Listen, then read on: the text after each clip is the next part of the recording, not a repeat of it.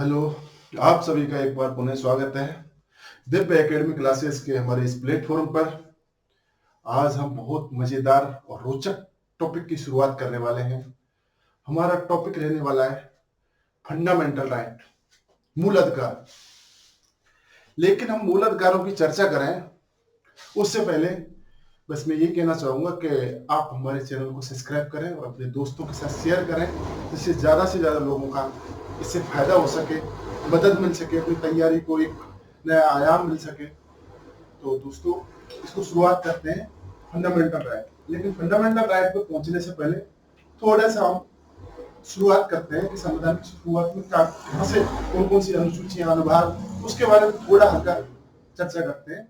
उसके बाद वो मूल अधिकार टॉपिक पर आते हैं।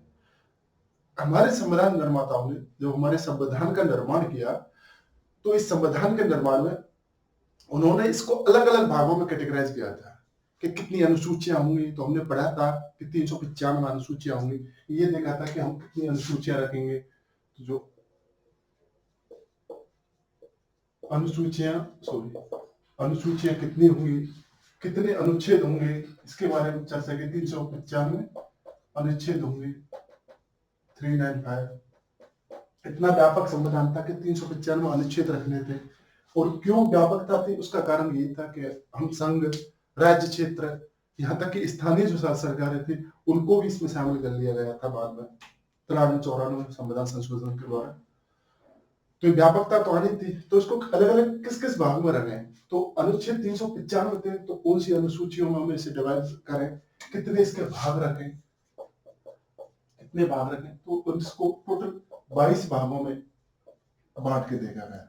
फिर इसके 22 भाग होंगे और 12 अनुसूचियां होंगी। जो मूल संविधान था उसमें उस समय 8 अनुसूचियां थी, लेकिन बाद में ये जो बढ़ा के 12 कर दी गई थी। तो थोड़ा एक बार इसको हल्का समझ लेते हैं कौन कौन सी अनुसूचियां थी। जो पहली अनुसूची थी उसमें कहा गया था कि संघ और उसके राज्य क्षेत्रों के बारे में बात की गई थी कि भारत कैसे संघ और राज्य क्षेत्रों के बारे में बात की गई थी। जो दूसरी अनुसूची थी उसके अंतर्गत यह बताया गया कि जो हमारा संचित निधि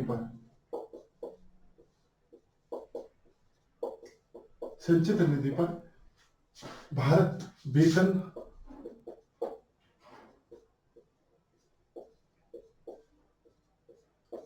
के बारे में जानकारी दी गई थी। इसको हम बाद में डिटेल में करेंगे कि कौन कौन सी संचित निधि पर वेतन है, जो भारत वेतन है। लेकिन फिलहाल तो ये समझते हैं कि कौन कौन सी अनुसूचियों का उल्लेख किया गया। तीसरी अनुसूची थी, इसमें शपथ एवं उसके प्रारूप के बारे में चर्चा की गई है कि शपथ क्या क्या होगी, शपथ के लिए किन किन शब्दों का इस्तेमाल किया जाएगा, कितनी बार शपथ लेगा। तो इसकी भी हम बाद ही चर्चा करेंगे। शपथ के बाद में आता है शपथ और उनके बारे में। इसके बाद आता है राज्यसभा की जो सीटें हैं उसके राज्य और संघ के बारे में, इसका डिवाइडेशन, इनके बारे में चर्चा की गई है। जो 5वीं अनुसूची थी इसमें अनुसूचित जाति जनजाति जो है, अनुसूचित जो क्षेत्र है,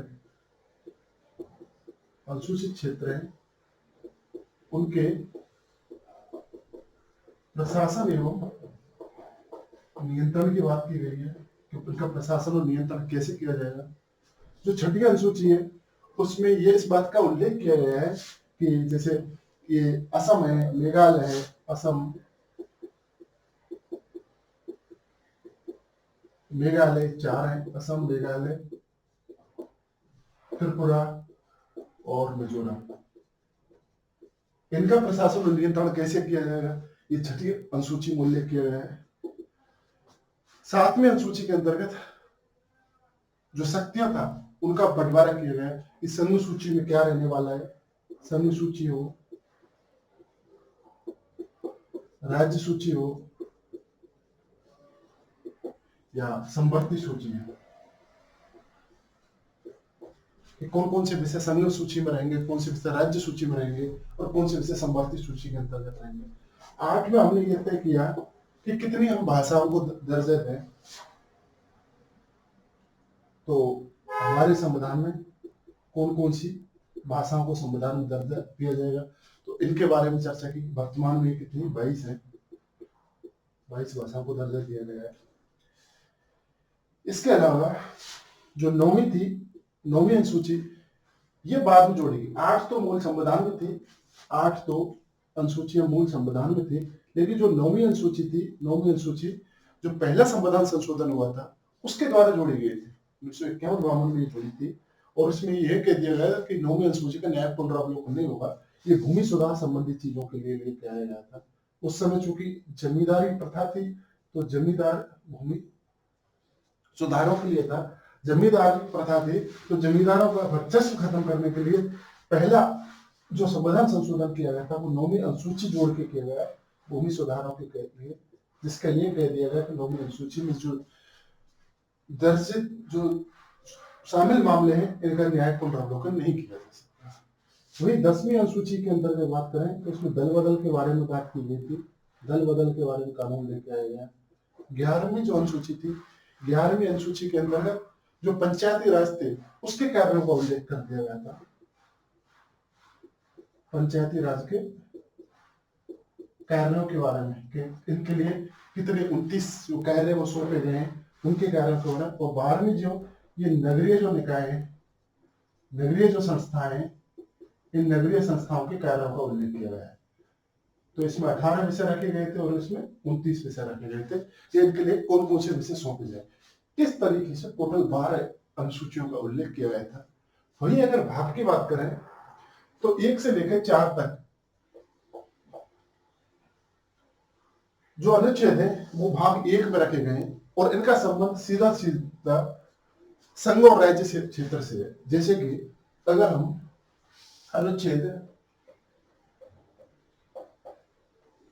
1 की बात करें तो अनुच्छेद 1 कहता है कि भारत में जो संघ होगा, भारत के संघ और उसके राज्य क्षेत्र, इसके द्वारा कि भारत कैसी यूनियन ऑफ स्टेट है, भारत कैसे यूनियन ऑफ स्टेट है, इसको समझाने की कोशिश की गई कि भारत का जो निर्माण हुआ है वो एक यूनियन के रूप में हुआ है और ये एक समझौते का परिणाम नहीं है, इसलिए राज्य और उसकी जो इकाई है उसको इससे अलग होने का अधिकार ही नहीं है।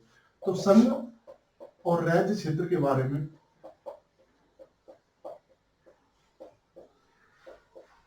उल्लेख जो मिलता है उसके नाम और उसके बारे में जो संघ राज्य क्षेत्र है उनके नाम और सीमाओं के बारे में उल्लेख तो मिलता है इसमें।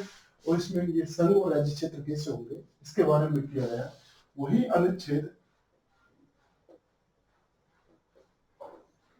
अगर 2 में कहा जाए तो इसमें यह कहा गया है कि जो संसद होगी, संसद के पास ये अधिकार होगा कि वो किसी भी राज्य क्षेत्र को अपने में शामिल कर सकती है। तो इस बारे में जो संसद को यह अधिकार दिया गया वो संसद के द्वारा, संसद के माध्यम से, जैसे कि फॉर एग्जाम्पल अगर देखें तो जो 100वां संविधान संशोधन हुआ था उसमें भारत और बांग्लादेश के बीच में 111 एनक्लेव का हस्तांतरण हुआ था सीमाओं को सेटलमेंट करने के लिए। तो जो संशोधन हुआ था वो किसके, अनुच्छेद 2 के द्वारा ही हुआ था। जब हम अनुच्छेद 3 की बात करते हैं, अनुच्छेद 3 की बात करते हैं तो इसमें कैसे राज्यों का पुनर्गठन होगा, राज्यों का निर्माण के संबंध में, राज्य निर्माण की जो प्रक्रिया है उसका उल्लेख किया गया है कि राज्य की निर्माण की प्रक्रिया, कैसे राज्यों का निर्माण किया जाएगा, इस प्रक्रिया का। अब इसको समझे अनुच्छेद 3 को, जैसे कि आंध्र प्रदेश से तेलंगाना को अलग किया गया, तो तेलंगाना से जो स्टेट बनता है तो उसके बारे में जो प्रक्रिया कैसी, कौन सी प्रक्रिया अपनाई जाएगी, कैसे बिल लेके आया जाएगा, कैसे बहुमत की आवश्यकता होगी, ये सारा राज्य जो निर्माण की प्रक्रिया है अनुच्छेद 3 में इसका जिक्र किया गया है। और अनुच्छेद जो 4 है, अनुच्छेद 4 में इस बात को बताया गया है कि जो अनुसूची 1 है और अनुसूची 4 है, इसके बारे में जो कोई भी परिवर्तन किया जाएगा तो वो संविधान का संशोधन नहीं समझा जाएगा। अनुसूची 1 और अनुसूची 4 इसके बारे में कोई भी जो परिवर्तन किया जाएगा उस परिवर्तन को संविधान का संशोधन नहीं समझा जाएगा, इस बारे में उल्लेख अनुच्छेद 4 में किया गया है। वहीं अगर अनुच्छेद 5 से लेके और 11 तक देखी जाए तो इसमें नागरिकता संबंधी प्रावधान किए गए। अलग अलग तरीके से। इसकी चर्चा हम बाद में चर्चा करेंगे इसकी, जब हम हमारा मूल अधिकार और ये टॉपिक पढ़ चुके होंगे उसके बाद में इसको लेके आएंगे नागरिकता वाले को टॉपिक को। तो इस तरीके से हमने समझा कि 1 से लेके 11 अनुच्छेदों तक किस किस अनुच्छेद में क्या क्या लिखा हुआ है, और जो हमारी मूल संविधान में 8 अनुसूचियां थी उसमें क्या था, और बाद में जोड़ी गई 4 अनुसूचियां थी उसमें किस बात का उल्लेख किया गया था, और संविधान के भागों को समझने की कोशिश की थी हमने कि जो संविधान के भाग है 1 से लेके 4 तक जो अनुच्छेद है वो भाग 1 में दर्ज है, 5 से लेके 11 तक जो है वो भाग 2 में दर्ज है, और 12 से लेके जो हम 35 तक अनुच्छेद पढ़ेंगे वो भाग 3 में दर्ज है, यानी जो मूल अधिकार वाले पार्ट में। तो आज हमारी जो हम पढ़ना चाहते हैं, जो समझना चाहते हैं, वो मूल अधिकारों को समझना चाहते हैं। इसलिए हम 12 से लेकर 35 तक के अनुच्छेदों को एक एक करके 1 बाय 1 चर्चा करेंगे। वही ये देखेंगे कि किस भाग में दर्ज है, तो ये तीसरे भाग में दर्ज है। और इसके बारे में हम जो बात करें अनुसूचियां, ये हमने समझी नहीं कि अनुसूचियां कौन कौन सी हैं। तो हमारे जो दिमाग में डाउट रहता है वो कई बार अनुसूचियां अनुच्छेद एक दूसरे की तरफ कंफ्यूज करते हैं। तो एक बार हमने इसकी सामान्य सी चर्चा कर ली कि अनुसूचियों में क्या क्या दर्ज है, भाग क्या है। 22 भाग है, तो 22 भाग में हम जो मूल अधिकार है वो भाग 3 में पढ़ने और अनुच्छेद है 395। तो हम 12 से लेकर 35 अनुच्छेदों की चर्चा करने जा रहे हैं।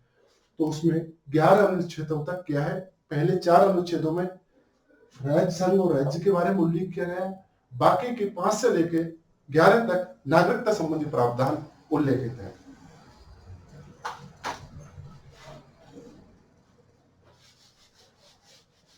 अब हम लौटते हैं हमारे टॉपिक, जो आज बड़ा ही रोचक टॉपिक है, जिसकी शुरुआत कर रहे हैं मूल अधिकार। जब हम बात मूल अधिकारों की करते हैं तो बात आती है कि आखिर ये अधिकारों की शुरुआत हुई कहां से थी, क्या तात्पर्य है वो अधिकारों से, क्यों चाहे राज्य स्टेट हो, चाहे नागरिक हो, चाहे कोई समाज हो, क्यों अपने अधिकारों की लड़ाई लड़ता रहता है। हमेशा अधिकारों की लड़ाई का जो संघर्ष है वो समाज, देश और दुनिया में देखने को मिलता है। तो बात यह है कि अधिकार है कहां, तो हम फंडामेंटल राइट पढ़ने जा रहे हैं। फंडामेंटल राइट का मतलब है मौलिक अधिकार। तो जब हम इसका इंग्लिश देखते हैं तो फंडामेंटल राइट आता है, मौलिक अधिकार आता है, लेकिन जब इसका हिंदी वर्जन देखते हैं तो मूल अधिकार होता है। तो हम इसको फंडामेंटल ना समझ के, इसको मौलिक ना समझ के, इसको मूल अधिकार ही समझें, क्योंकि हमारी जो संविधान की जो बुक है उनमें मूल अधिकारों की ही बात की गई है कि कौन कौन से हमारे मूल अधिकार है। तो एक एक करके हम समझेंगे कि मूल अधिकार क्या है, लेकिन इससे पहले हम यह समझेंगे मूल अधिकार पर पहुंचने से पहले कि अधिकार का मतलब क्या होता है। हमारा पहली बात होगी कि अधिकार का मतलब क्या होता है। जब हम बोल रहे हैं कि अधिकार, राइट की बात कर रहे हैं, तो इस अधिकार का मतलब क्या है। दोस्तों, अधिकार का मतलब है कि जब हम ये कह दें कि कोई व्यक्ति दावा करे वो अधिकार है, या ये कह दें कि जो समाज के द्वारा स्वीकृत है वो अधिकार है, या ये कहते हैं कि जो राज्य स्वीकार करे वो अधिकार है। जब कहते हैं कि व्यक्ति दावा करे, तो क्या हम व्यक्ति दावा करे इसको अधिकार मान सकते हैं। व्यक्ति दावा करे तो व्यक्ति तो किसी भी चीज का दावा कर सकता है कि मेरे को ये चीज चाहिए, मेरे को वो चीज चाहिए। तो क्या व्यक्ति के दावे को हम अधिकार मान सकते हैं? नहीं, व्यक्ति के दावे को तो हम अधिकार नहीं मान सकते। अभी कोई व्यक्ति कहता है कि मैं चाहता हूं कि मैं आत्महत्या कर लूं, तो आत्महत्या करने के दावे को हम अधिकार कैसे मान लें, इसको कैसे स्वीकार। कोई व्यक्ति कहता है कि मैं आत्महत्या करना चाहता हूं, तो आत्महत्या को हम अधिकार उसका कैसे मान लें, क्योंकि व्यक्ति का जो दावा है उसे समाज के द्वारा भी तो स्वीकृत किया जाना चाहिए। समाज द्वारा स्वीकृत,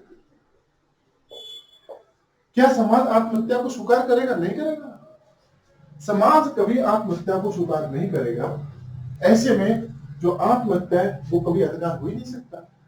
या कोई कहते हैं कोई नशाखोरी की बात करे कोई व्यक्ति कि मेरा अधिकार है कि मैं नशाखोरी करूं, तो समाज इसको स्वीकार है क्योंकि समाज कभी नशाखोरी को बढ़ावा नहीं देता। तो ऐसी चीजें जो व्यक्ति चाहे दावा कर रहा हो लेकिन समाज उसे स्वीकार नहीं कर रहा हो तो उसे हम अधिकार नहीं कह सकते। वही बात आती है कि कुछ चीजें ऐसी होती हैं जिसे समाज स्वीकार कर लेता है, जैसे कि एक समाज ने स्वीकार कर लिया ट्रिपल तलाक होना चाहिए, ट्रिपल तलाक होना चाहिए, ये हमारा अधिकार है। एक समाज कहता है कि सती प्रथा होनी चाहिए, ये हमारा अधिकार है। तो क्या राज्य इनको स्वीकार करेगा? ये राज्य द्वारा भी तो स्वीकृत होने चाहिए। राज्य ना ट्रिपल तलाक को अनुमति दे रहा है ना सती प्रथा को अनुमति दे रहा है, तो ये भी अधिकार नहीं हो सकते। अगर कोई समाज ये कहे कि ये तो हमारी परंपरा है, ये तो रूढ़ी है, इसको तो स्वीकार की जाए, ये तो हमारा अधिकार होना चाहिए, तो समाज के किसी भी चीज स्वीकार की गए कोई भी विषय हो उसको जब तक राज्य स्वीकार नहीं करता है तब तक उसको अधिकार नहीं मान सकते। तो अधिकार कहने के लिए जरूरी है कि व्यक्ति दावा करे, समाज उसे स्वीकृत करे और राज्य भी उसको स्वीकृत करेगा, तभी हम मानेंगे कि हाँ ये अधिकार है। जब तक राज्य उसको स्वीकार नहीं करेगा तब तक हम उसको अधिकार की श्रेणी के अंतर्गत नहीं ला सकते। तो अधिकार का मतलब ये, अधिकार क्या है? व्यक्ति का दावा, समाज की स्वीकृति और राज्य के द्वारा स्वीकार किया जाना ही अधिकार कहलाता है। तो ये तो हमने समझ लिया कि ठीक है अधिकार ये होता है, लेकिन फिर अधिकार होते क्या कौन से, कितने टाइप्स होते हैं, कितने प्रकार होते हैं? तो अधिकार को मुख्य रूप से 3 भागों में बांटा गया है। अधिकार के अगर हम प्रकार की बात करें, अधिकार के अगर हम प्रकार की बात करें तो अधिकार को 3 भागों में बांटा गया है।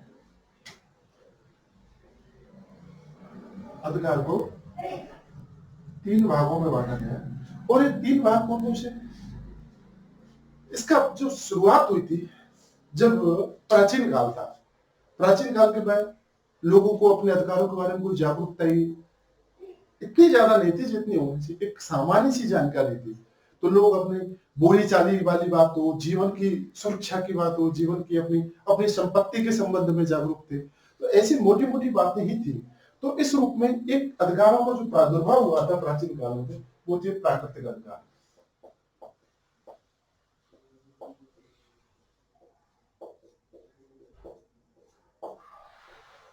प्राकृतिक अधिकार एक ऐसे अधिकार थे जो अबाध थे, जिनके बारे में कोई भी किसी भी तरह का कोई भी बंधन नहीं था, रोक टोक नहीं थी। ये जन्म के साथ शुरुआत हो जाती थी कि किसी व्यक्ति को बोलने का अधिकार है, सांस लेने का अधिकार है, अभिव्यक्ति का अधिकार है, जन्म के साथ शुरू होते थे। ये कैसे होते थे? अबाध होते थे, इन पर कोई बंधन नहीं होता था। प्राकृतिक अधिकार प्राकृतिक होते थे, यानी प्रकृति प्रदत्त होते थे। ये किसी समाज, राज्य और उसके द्वारा प्रदत्त नहीं होते थे, बल्कि प्रकृति प्रदत्त होते थे जो सभी व्यक्तियों को समान रूप से प्राप्त होते थे। इन प्राकृतिक अधिकारों की जो वकालत करते हैं वो है जॉन लॉक साहब। जॉन लॉक ने पहली बार किसकी प्राकृतिक अधिकारों की बात की थी कि प्राकृतिक अधिकार होने चाहिए। इसके अलावा एक ऐसे अधिकार भी डेवलप हुए थे जिनको हम बोलते हैं ऐतिहासिक अधिकार, जो इतिहास जैसे जैसे आगे बढ़ता गया उसके अकॉर्डिंग भी अधिकारों का विकास हुआ। ऐतिहासिक अधिकार,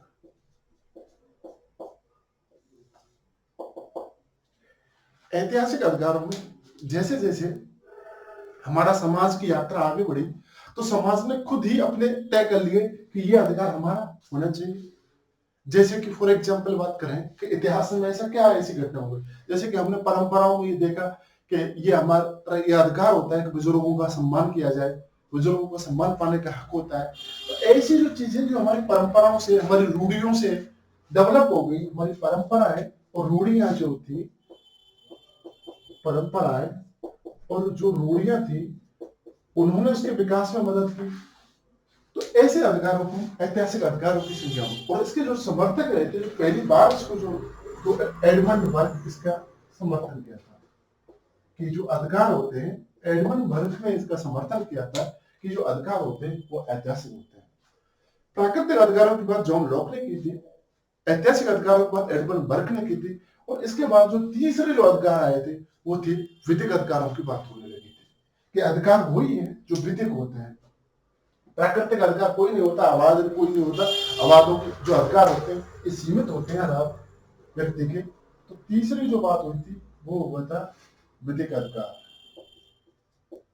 जब बात विधिक अधिकारों की आई तो इन अधिकारों को विधि के अंतर्गत दर्ज किया जाना था, और जो अधिकार विधि के अंतर्गत दर्ज होंगे उन्हीं को हम अधिकार की श्रेणी के अंतर्गत रखेंगे। ऐसे नहीं कि जिसकी जो मर्जी है उसी को अधिकार मान ले कि ये तो मेरा प्राकृतिक अधिकार है, ये तो हमारे इतिहास से जुड़ा हुआ है। जैसे कि कोई कह देंगे ट्रिपल तलाक की भी बात कर रहे थे, ये तो हमारे इतिहास से जुड़ा हुआ है, ये तो हमें अधिकार मिलना ही चाहिए। ऐसे तो फिर अधिकार बहुत सारे हो जाएंगे और अधिकारों की फिर लड़ाई शुरू बात होगी। तो अधिकारों को जब तक नहीं माना जाएगा जब तक कि हम उसे विधि के अंतर्गत दर्ज ना कर लें। तो जब हम अधिकारों को विधि के अंतर्गत दर्ज करेंगे, जैसे कि जो मूल अधिकारों की बात करेंगे तो हमारे विधिक अधिकार हैं जो हमारी विधि के अंतर्गत दर्ज है। तो ऐसे अधिकारों की सबसे जो पहले बात की थी वो थी बेंथम महोदय साहब, जिन्होंने उपयोगिता का सिद्धांत दिया था। उन्हीं उपयोगिता करके हमारे लिए क्या उपयोगी है, क्या उपयोगी है। बाद में बेंथम आए, मिल आए, उन्होंने अधिकतम व्यक्तियों के अधिकतम की बात कर दी कि जिससे अधिकतम व्यक्तियों का अधिकतम कल्याण किया जा सके, उन्हीं अधिकारों को हम मान्यता प्रदान करेंगे। तो विधिक अधिकारों की शुरुआत बेंथम से भी होती है, ऐतिहासिक अधिकारों की एडमंड बर्क के द्वारा होती है, और वही प्राकृतिक अधिकारों की जॉन लॉक के द्वारा की जाती है शुरुआत। तो ये हमने मोटे मोटे अधिकारों को तीन जो श्रेणी थी उनमें कैटेगराइज करने की कोशिश की थी। लेकिन इसके अलावा, इन तीन के अलावा फिर बात आती है, इसे हम सकारात्मक और नकारात्मक रूप में भी डिवाइड कर सकते हैं कि जो अधिकार होते हैं वो सकारात्मक भी होते हैं और नकारात्मक भी होते हैं। जब हम इसकी चर्चा करेंगे कि कौन कौन से अधिकार सकारात्मक होते हैं, कौन कौन से अधिकार नकारात्मक होते हैं, अपने ही जब हम संविधान के में जो प्रदत्त मूल अधिकारों की चर्चा करेंगे तो हम पाएंगे कि राज्य के द्वारा व्यक्ति पर नियंत्रण लगाया जा रहा है कि तुम्हारा व्यक्ति की स्वतंत्रता है लेकिन इस दायरे में रह के है, तुम्हें संपत्ति की स्वतंत्रता है लेकिन इस दायरे में है, तुम्हारे लिए आवागमन की स्वतंत्रता है, तुम्हारे लिए संघ की स्वतंत्रता है, तुम्हें सम्मेलन करने की स्वतंत्रता है, लेकिन ऐसा ऐसा करेंगे देश की एकता और अखंडता को आप बाधित करेंगे तो हम आप पर प्रतिबंध लगा देंगे। तो जब राज्य के द्वारा अस्पृश्यता के बारे में जब राज्य बात करता है तो स्टेट बोलता है कि आप किसी के साथ अस्पृश्यता वाली बिहेवियर नहीं कर सकते, आप भेदभाव नहीं कर सकते, उसे रोकने की कोशिश करता है। तो जब राज्य व्यक्ति को रोकेगा, उसको अधिकार को नहीं कर मतलब कोई किसी भी चीज को, किसी भी क्रियाकलाप को करने से रोकेगा राज्य, तो हम कहेंगे कि अधिकार नकारात्मक होते हैं। राज्य और शक्ति, तो इसको हम दो रूपों में देख सकते हैं, एक सकारात्मक, ये तो हमने देखा है कि ऐतिहासिक, प्राकृतिक और विधिक अधिकार कौन कौन से होते हैं, लेकिन इसके अलावा हम इसका एक और कैटेगराइज कर सकते हैं कि अधिकार सकारात्मक होते हैं और अधिकार नकारात्मक भी होते हैं। जब राज्य और उसकी शक्ति किसी भी कार्य को करने से रोके, उसमें प्रतिबंध लगाए, तो हम उसे नकारात्मक बोलेंगे। और नकारात्मक की झलक आर्टिकल 17 है, आर्टिकल 18 है, 19 में भी, तो इसकी नकारात्मकता की झलक। शोषण के विरुद्ध अधिकार, तो शोषण के विरुद्ध अधिकार किसने, शोषण के विरुद्ध अधिकार हो तो ये भी नकारात्मक अधिकार के तौर पर होता है। लेकिन जब बात करते हैं कि सकारात्मक अधिकार कौन कौन से, तो राज्य से उसको प्रमोट करे, राज्य से उसको बढ़ावा दे, किसी भी तरह का कोई प्रतिबंध ना हो। जैसे राज्य कह रहा है कि 21 का के अंतर्गत हमें शिक्षा का अधिकार है, तो राज्य इसको बढ़ावा दे रहा है। 29(1) के अंतर्गत, वो 30 के अंतर्गत तो राज्य अल्पसंख्यकों को उनकी भाषा, लिपि, संस्थाओं का प्रचार प्रसार करने, इनको प्रमोट कर रहे हैं कि आप इसको बड़ा।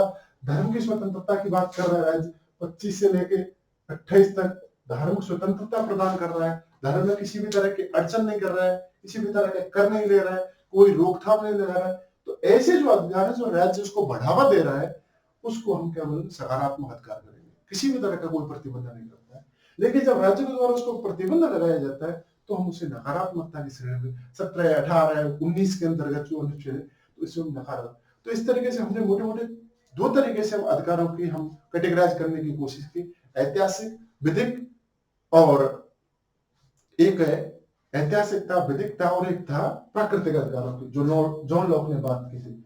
बाकी हमने दो और प्रकार देखे कि सकारात्मक कौन कौन से होते हैं और नकारात्मक कौन कौन से होते हैं। अब हम समझते हैं अधिकारों की पीढ़ियां कि इसकी कौन कौन सी पीढ़ियां हैं।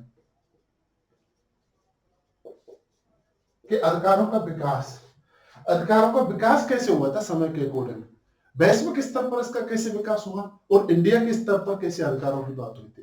तो इसको हम समझने की कोशिश करते हैं कि अधिकारों का विकास कैसे होता। तो एक विद्वान हुए थे कारेल बसाक के द्वारा इसकी 3 पीढ़ियां बताई गई थी कि अधिकारों की 3 पीढ़ियां होती हैं। कारेल बसाक ने अधिकारों की 3 पीढ़ियां होती हैं। जब हमने प्रस्तावना की जिक्र की थी तो हमने कहा था कि जब हम हमारे किसकी न्याय की बात करते हैं तो हमने सामाजिक को पहले रखा था, आर्थिक को दूसरे पर और राजनीतिक को तीसरे पर रखा था। लेकिन चूंकि हम अधिकारों की चर्चा वैश्विक परिप्रेक्ष्य में कर रहे हैं, ऐसे में सबसे पहले जो अधिकार आए थे तो वो कौन से अधिकार आए थे, वो राजनीतिक और नागरिक अधिकार सबसे पहले आए थे। तो सबसे पहले जिसकी बात हुई थी तो पहला आया था वो आया था नागरिक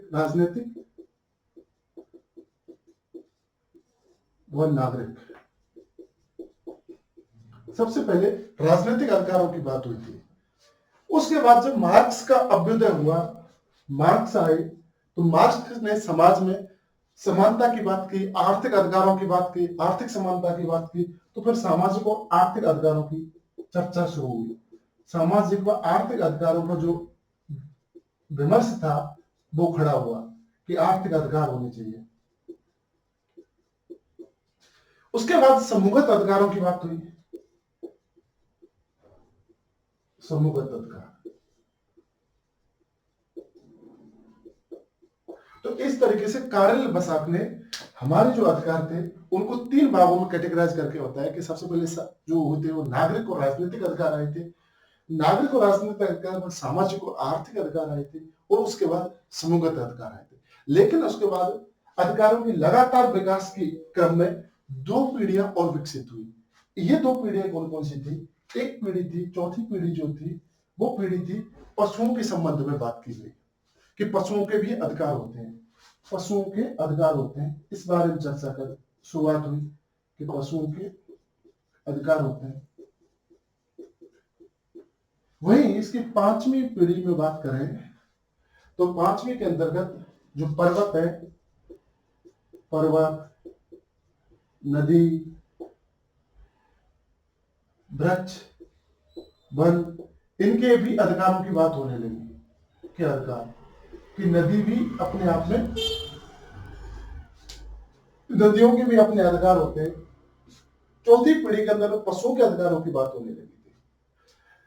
अगर हम इसे भारतीय संविधान में देखें तो मौलिक मूल जो अधिकारों की हम बात करते हैं तो ये सभी भाग दिखाई देते हैं।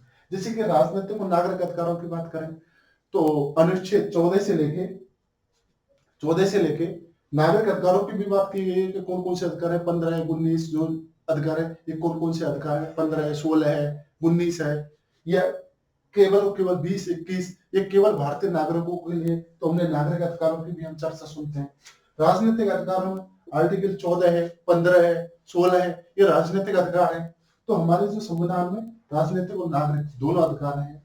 सामाजिक और आर्थिक अधिकारों की अगर बात करें तो वैसे तो ये जो आर्थिक जो अनुच्छेद जो किए गए वो मूलतः तो नीति निर्देशक तत्वों में है, लेकिन आर्थिक अधिकारों की जो झलक अगर हम मूल अधिकारों में देखें तो वो अनुच्छेद 21 में दिखाई देती है, जब बहुत सारे अधिकारों की बात की गई है सुप्रीम कोर्ट के द्वारा, तो उसमें आर्थिक अधिकार भी हमें मिलते हैं।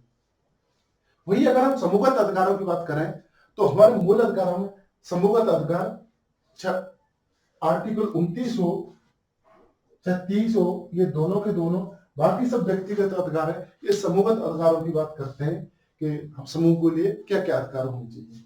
पशुओं के अधिकारों की बात करें, जैसे अभी बात कर रहे थे कि अनुच्छेद 21 है, उसको जैसे जैसे विस्तार हो रहा है तो उसमें पशुओं के अधिकारों की भी बात की। और आपने सुना भी होगा कि जैसे कि तमिलनाडु में जल्लीकट्टू होता है, जल्लीकट्टू जो होता है उसमें पशुओं की जो दौड़ वगैरह होती है, ऐसी चीजों पर क्या होता है, उनके संग खेल खेले जाते हैं, उन पर रोक लगाई गई है। तो वो पशु के अधिकारों की बात हुई है। वही पर्वत, नदी और वृक्ष के अधिकारों के बारे में बात हो रही है कि इनके भी अपने अधिकार होते हैं। तो ये अधिकारों का लगातार एक क्रमिक रूप से होता हुआ विकास है, जो नागरिक और राजनीतिक अधिकारों से शुरू होता है, सामाजिक और आर्थिक होते हुए, समूहगत अधिकारों से होते हुए पशुओं और पर्वत और नदी के अधिकारों तक पहुंचे। तो इस तरीके से इसकी जो टोटल पीढ़ियां हुई हैं, कुल जो इसकी पीढ़ियां हो गई वो 5 पीढ़ियां हमारे सामने आ चुकी हैं। लेकिन कारणवश हम 3 पीढ़ियों की बात करते थे। उन पीढ़ियों में राजनीतिक और नागरिक, सामाजिक और आर्थिक और समूहगत अधिकारों की बात की गई थी।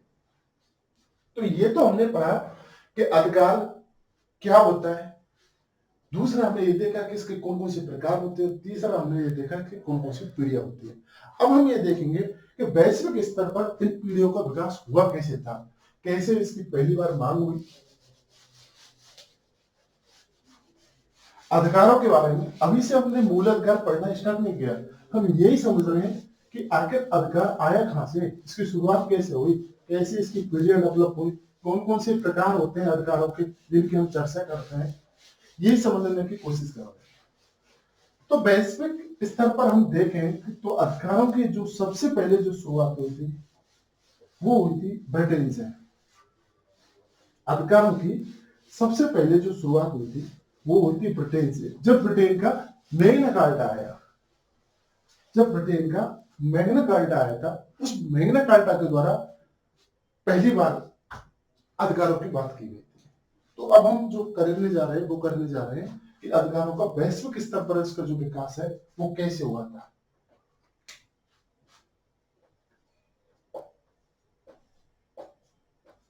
इसका वैश्विक विकास क्रम। तो सबसे पहले 1215 में एक मैग्ना कार्टा की बात हुई थी। 1215 में एक मैग्ना कार्टा की बात हुई थी ब्रिटेन में, जिसमें पहली बार अधिकारों की बात सुनने को मिली थी कि कैसे इंग्लैंड में कि हमें अधिकारों की बात करनी चाहिए, अधिकारों को लिखना चाहिए, अधिकारों के बारे में जागरूक होना चाहिए। तो पहली बार इंग्लैंड में मैग्ना कार्टा। और अगर हमारे मैग्ना कार्टा की बात करें कि भारतीय जो मैग्ना कार्टा क्या है, तो मूल अधिकारों का, तो हमारे जो मूल अधिकार है वो हमारे क्या है, मैग्ना कार्टा के रूप में कहे गए। इंग्लैंड में 1215 में हुआ था। इसके बाद एक इंग्लैंड में क्रांति होती है, ब्रिटेन की क्रांति होती है। वो एक क्रांति थी 1688 में। उसके अंतर्गत पहली बार बिल ऑफ राइट की बात की गई थी कि बिल ऑफ राइट होगा। 1615 में पहले मैग्ना कार्टा की, उसके बाद डायरेक्ट बिल ऑफ राइट की बात हुई थी। बिल ऑफ राइट की बात हुई थी और ये बात हुई थी ब्रिटेन में, जिसके अंतर्गत जो संप्रभुता थी उसको सीमित कर दिया गया था। पहली बार सीमित संप्रभुता का सिद्धांत बिल ऑफ राइट के अंतर्गत आया। वही इसके अंतर्गत प्राकृतिक अधिकारों की बात हुई थी। प्राकृतिक अधिकारों की बात हुई और जो सीमित संप्रभुता थी उसकी बात हुई थी। इससे पहले जो प्राचीन काल था, प्राचीन काल से हम आधुनिक काल में गए। जब आधुनिक काल में थे तब तक राजाओं का वर्चस्व था। राजाओं का वर्चस्व था तो प्रभु सत्ता कैसी थी, अनलिमिटेड थी, असीमित थी। अब चूंकि उस प्रभु सत्ता को सीमित, जैसे जैसे हम नागरिक अधिकारों की बात कर रहे हैं वैसे वैसे जो राज्य की जो सीमाएं वो क्या होती है, सिकुड़ती जाती है, सीमित होते हैं। राज्य की शक्तियों पर प्रतिबंध लगने लगता है। जैसे राज्य की सीमाओं पर प्रतिबंध लगने लगता है वैसे वैसे उसकी संप्रभुता क्या होती है, सीमित होती है। जब नागरिक अधिकारों की बात हुई, जब प्राकृतिक अधिकार पहली बार, हमने पहले पढ़ा था कि पहले प्राकृतिक अधिकार आए, बाद में हमने ऐतिहासिक अधिकारों की बात की और फिर हमने किसकी बात की, विधिक अधिकारों की बात की। जो वर्तमान में हम विधिक अधिकारों की बात करते हैं, तो जो प्राकृतिक अधिकार पहली बार आए, जैसे जैसे नागरिकों को अधिकार बढ़े वैसे वैसे जो राजा की जो संप्रभुता थी वो सीमित होने लगी थी। तो पहली बार जो संप्रभुता का कंसेप्ट सुनने को मिलता है वो वही बिल ऑफ राइट के अंतर्गत जो ब्रिटेन की होती उसके अंतर्गत 1688 के अंतर्गत ये सुनने को मिलता है। 1688 के अंतर्गत ये सुनने को मिलता है, बिल ऑफ राइट के अंतर्गत। इसके बाद अमेरिका की बात करें या फ्रांस की बात करें तो फ्रांस में 1789 में फ्रांस की क्रांति हो जाती है। जब फ्रांस की क्रांति होती है तो वहां भी डिक्लेरेशन निकलता है, डिक्लेरेशन ऑफ राइट के नाम से। फ्रांस की जो क्रांति हुई थी 1789,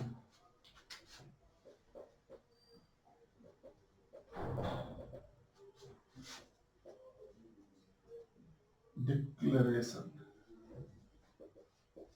डिक्लेरेशन ऑफ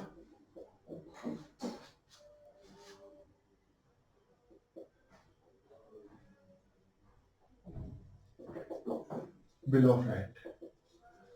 तो डिक्लेरेशन पहली बार आया था इसके बारे में, फ्रांस की क्रांति में देखने को मिला था। फ्रांस, तो ये फ्रांस की क्रांति में देखने को मिला। तो हमें इसका क्रमिक विकास देख रहे हैं। तो पहली बार इंग्लैंड में मैग्ना कार्टा की बात हुई थी, ब्रिटेन में मैग्ना कार्टा की पहली बार बात हुई थी 1215 में, 1688 में ब्रिटेन में बिल ऑफ राइट की बात हुई थी।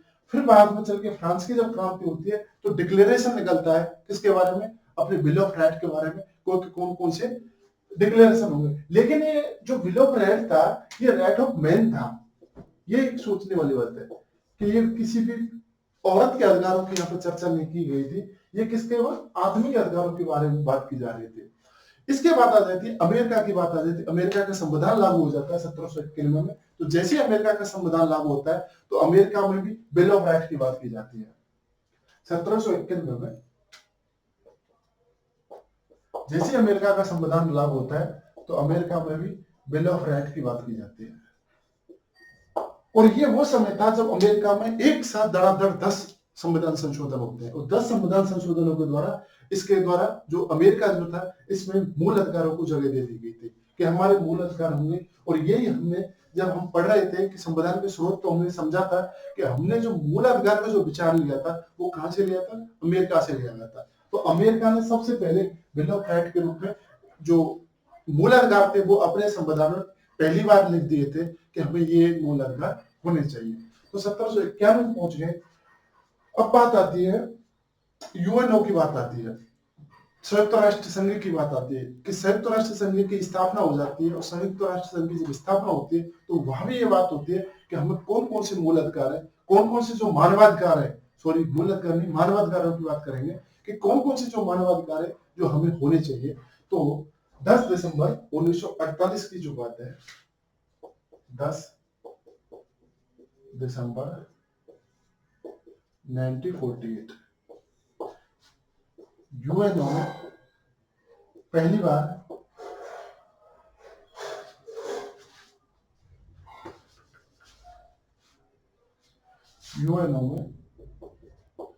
पहली बार किसकी मानवाधिकारों की घोषणा होती है। एक यूनिवर्सल डिक्लेरेशन निकलता है यहाँ पर कि यूनिवर्सल डिक्लेरेशन होगा ऑफ ह्यूमन राइट के बारे में। एक यूनिवर्सल डिक्लेरेशन की बात होती है,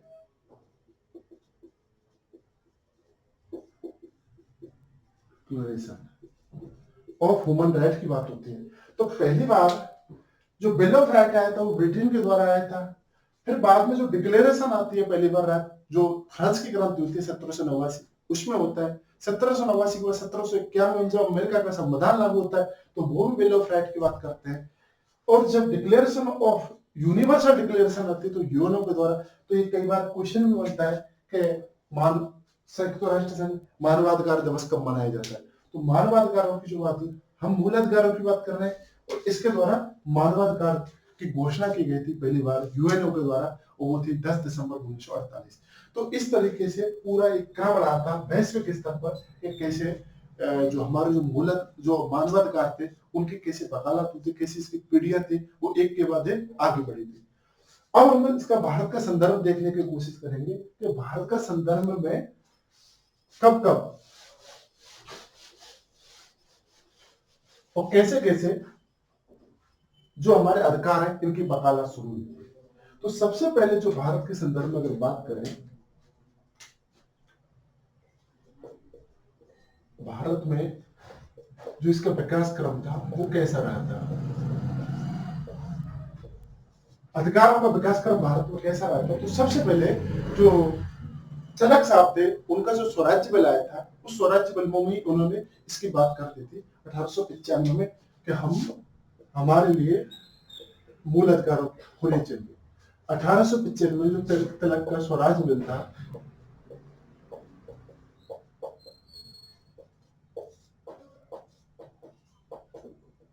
स्वराज्य मिलता, उसके अंतर्गत ही अधिकारों की बात की गई थी।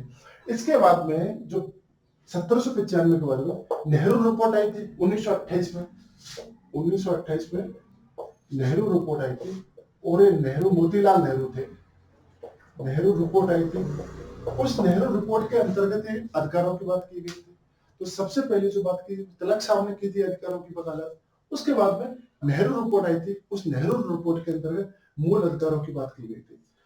इस नेहरू रिपोर्ट के बारे में एक बड़ी अच्छा स्टेटमेंट है। एक विद्वान होते ग्रेनवेल ऑस्टिन साहब, उनकी बुक भी थी the constitutions of India the cornerstone of a nation के रूप में।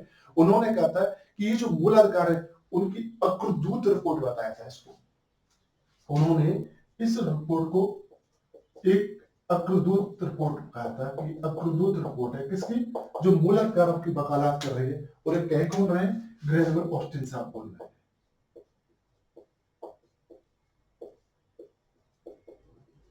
उनकी बुक बड़ी फेमस है, the constitutions of nation, the Indian constitutions cornerstone of a nation के रूप में उनकी जो बुक है, उन्होंने इसे एक जो मूल अधिकारों को जो अग्रदूत थी उस रिपोर्ट को बताया था। भारत में जो पहली बार जो मूल अधिकारों असली जो बात हुई थी, जो लिखी हुई बात हुई थी, वो किसमें, नेहरू रिपोर्ट के अंतर्गत 1928 में। बाद में ठीक है कि नेहरू रिपोर्ट का जिन्ना के द्वारा विरोध किया गया था।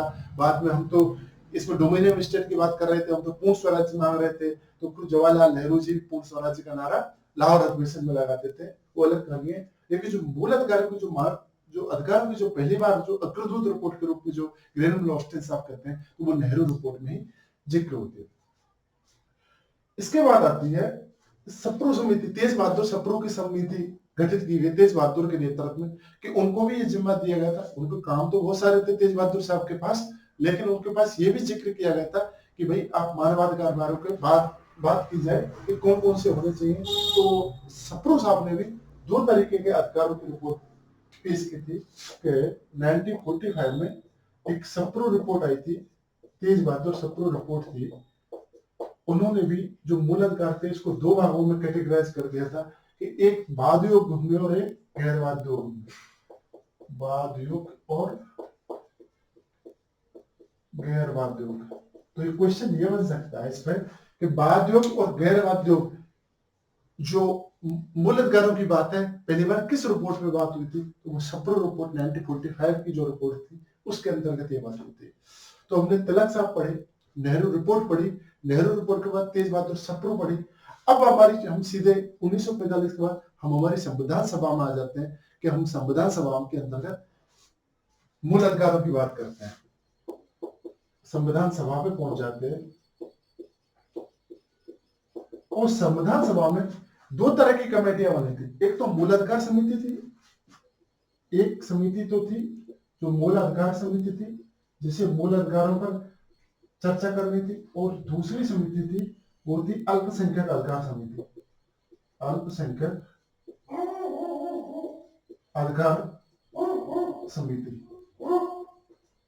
और ये दोनों ही रिपोर्टों की जो अध्यक्षता कर रहे थे, चाहे मूल अधिकार समिति थी या अल्पसंख्यक अधिकार थी, तो वो वल्लभ भाई पटेल साहब इसकी अध्यक्षता कर रहे थे। दोनों ही रिपोर्टों की पटेल साहब कर रहे थे इसकी अध्यक्षता। इनकी अध्यक्षता में जो हमने जब हम ये संविधान सभा पढ़ रहे थे तो हमने जिक्र भी किया था कि किस किस कौन कौन सी कमेटी थी उसकी अध्यक्षता की। लेकिन इसके अलावा मूल अधिकारों पर एक उप समिति भी बनी थी। तो मूल अधिकारों पर जो उप समिति बनी थी,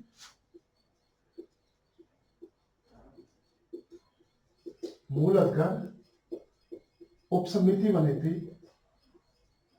उसकी अध्यक्षता जेबी कृपलानी ने की थी।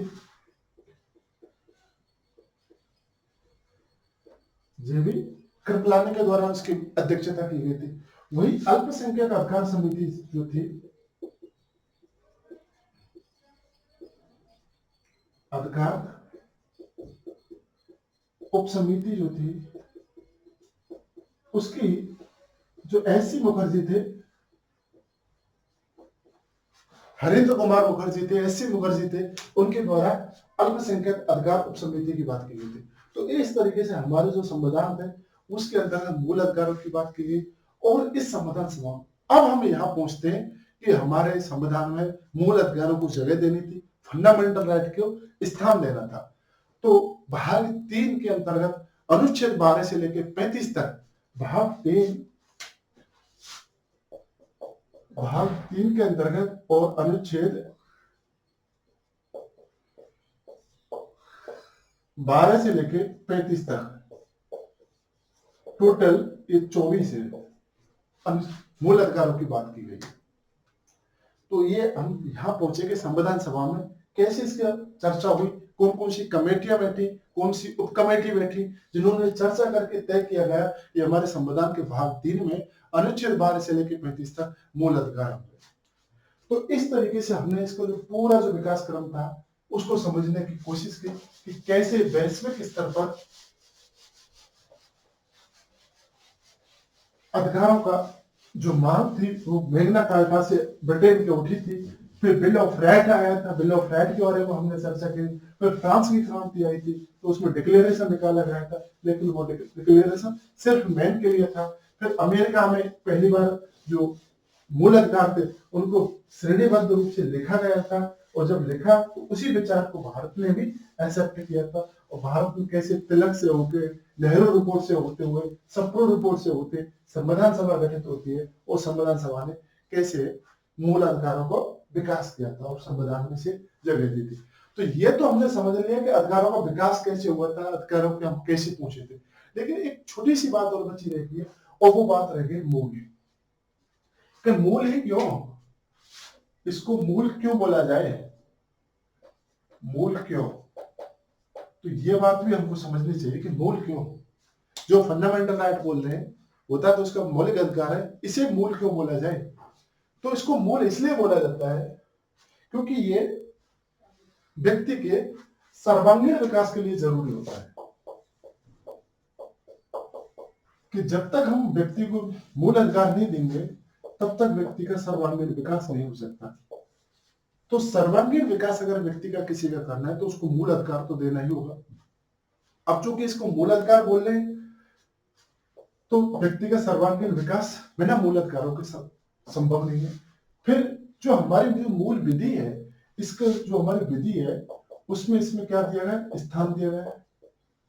जो हमारी मूल विधि है उसमें हमारे जो मूल अधिकार है इनको जगह दिया गया। यदि व्यक्ति का सर्वांगीण विकास करना है तो मूल अधिकार उसको देने ही होंगे। फिर मूल विधि में इसको जगह दिया गया, इसलिए भी इसको मूल बोला गया है। फिर यह भी बोला गया है कि ये अगर इनमें मूल अधिकारों में कोई भी अगर हमको संशोधन करना होगा, कोई भी घटाने बढ़ाने होंगे, तो उसके लिए विशेष उपबंध यानी कि अनुच्छेद 368 की जो विशेष प्रक्रिया है संविधान संशोधन की, उसको अपनाना होगा। इसलिए भी हमने इसको मूल बोल दिया। ये इतना आसान नहीं है कि इसमें बेसिक परिवर्तन हो जाए। यहाँ तक कि केशवानंद भारतीयवाद में तो उसको जो मूल अधिकार है उसको आधारभूत ढांचा ही मान लिया। लेकिन आधारभूत ढांचा मान लिया इसका मतलब ये नहीं है कि मूल अधिकारों में परिवर्तन हो नहीं सकता। इससे पहले भी हुआ है। जब संपत्ति का केशवानंद भारतीयवाद कब हुआ था, 23 अप्रैल 1973 को आया था। और मूल अधिकारों में जो संपत्ति के अधिकार का जो विलोपन हुआ था वो कब हुआ था, वो बाद में हुआ था 76-78 में भी जाकर उनमें संशोधन हो चुके। तो इसका मतलब यह नहीं है कि मूल अधिकारों में संशोधन नहीं हो सकता है मूल अधिकारों में संशोधन, लेकिन कुछ जो चीजें वो रखी गई है उनमें परिवर्तन नहीं किया जा सकता। बाकी जो आधारभूत ढांचा है, और आधारभूत ढांचा क्या है, जो सुप्रीम कोर्ट कह दे वही आधारभूत ढांचा है, तो इसकी व्याख्या तो बदलती रहती है। मूल अधिकारों में संशोधन तो हो सकता है, कम ज्यादा किए जा सकते हैं, लेकिन वो विशेष प्रावधान अनुच्छेद 368 की जो विशेष प्रक्रिया है उसको ही अपनाना पड़ेगा। उसके बगैर मूल अधिकारों में संशोधन संभव नहीं है। तो हम यह कह रहे हैं कि मूल क्यों है कि इसका सर्वांगीण विकास के लिए जरूरी है। हमारी जो मूल विधि है उसमें स्थान है, जो विशेष रूप से प्रक्रिया है उसमें इसको स्थान दिया गया है। और फिर इसको ये भी बता दिया गया कि ये कैसा होता है, जो मूल अधिकार होते हैं वो बाद योग्य होते हैं। अगर किसी भी व्यक्ति के मूल अधिकार नुकसान पहुंचता है, राज्य के द्वारा किसी भी व्यक्ति के मूल अधिकारों को अतिक्रमण किया जाता है, तो आर्टिकल 32 हो चाहे 226 हो, वो सुप्रीम कोर्ट के द्वारा या हाई कोर्ट के जरिए अपने मूल अधिकारों के लिए सुरक्षा की गारंटी ले सकता है। तो ऐसी सारी चीजें सर्वांगीण बात हो गई। इन सब की वजह से हमने माना कि क्या होते हैं, मूल है, ये विशेष है, ये जड़ है, ये आधार है। इनके बगैर किसी भी व्यक्ति का सर्वांगीण विकास नहीं हो। जैसे बिना मूल के कोई पेड़ खड़ा नहीं हो सकता, इसी तरह बिना मूल के, बिना इनके अधिकारों के बगैर व्यक्ति का सर्वांगीण विकास नहीं हो सकता। तो ये हमने समझा कि इसको मूल क्यों बोला जाता है। अब हम एक छोटी सी चर्चा कर लेते हैं कि जो मूल अधिकार है और विधिक अधिकार है, इसमें क्या डिफरेंस होता है, क्योंकि ये कंफ्यूजन बना रहता है कि कौन सा मूल अधिकार है और कौन सा विधिक अधिकार है। तो मूल अधिकार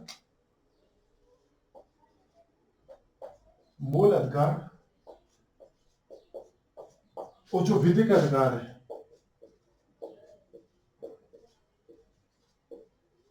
इसको थोड़ा सा समझ लेते हैं कि इन दोनों में क्या डिफरेंस है।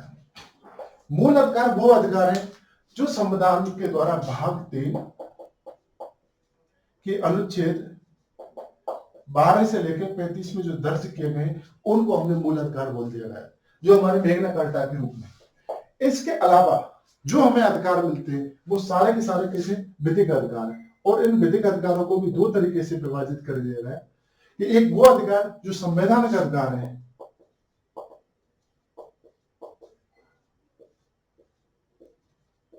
जो मूल अधिकार से बाहर जो हमें संविधान में लिखे गए अधिकार है वो सारे के सारे कैसे संवैधानिक अधिकार है, और दूसरा हम कह सकते हैं कि एक तरीके से जो विधिक रूप से है,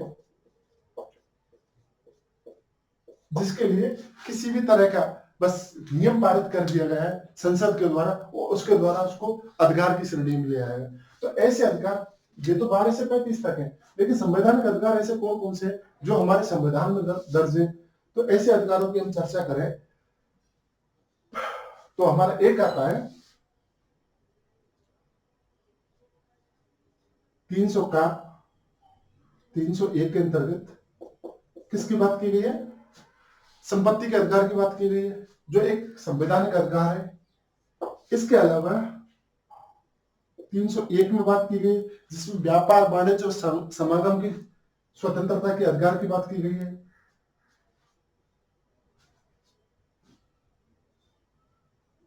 325 है जिसमें जाति लिंग आदि के आधार पर किसी भी तरह के भेदभाव को रोक दिया गया है। 326 है सार्वभौमिक वयस्क मताधिकार की बात कर दी गई है।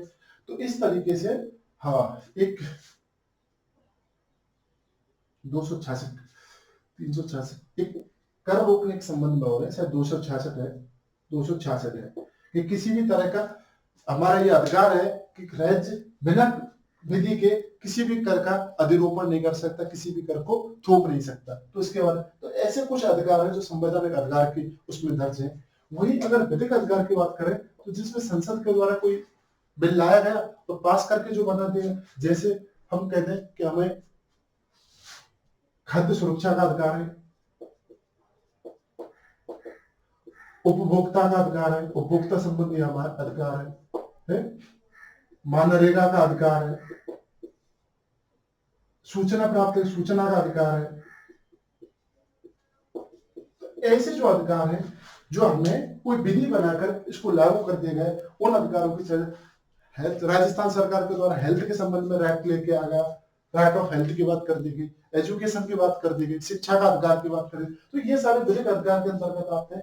संविधान में जो संविधान में दर्ज है लेकिन जो मूल अधिकार की श्रेणी से बाहर है, और एक भी जो स्पेशल रूप से मूल अधिकार की श्रेणी में आते हैं। तो इस तरीके से हमने समझा कि संवैधानिक और विधिक अधिकार कौन कौन से होते हैं और मूल अधिकार कौन कौन से होते हैं।